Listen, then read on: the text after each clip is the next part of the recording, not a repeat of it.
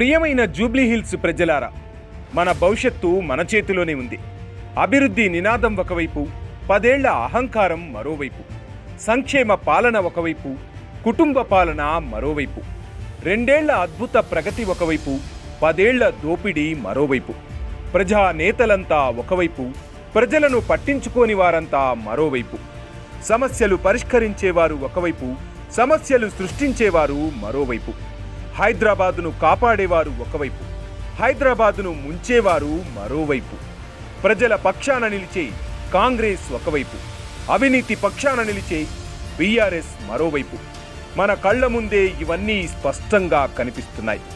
ఇది ఉప ఎన్నిక మాత్రమే కాదు, జూబ్లీహిల్స్ భవితవ్యాన్ని మార్చే నిర్ణయం కూడా. రేవంత్ రెడ్డి నాయకత్వానికి మాత్రమే కాదు, రాష్ట్ర ప్రగతికి ఇచ్చే మద్దతు కూడా. ఓటేసే ముందు ఒక్కసారి ఆలోచించండి.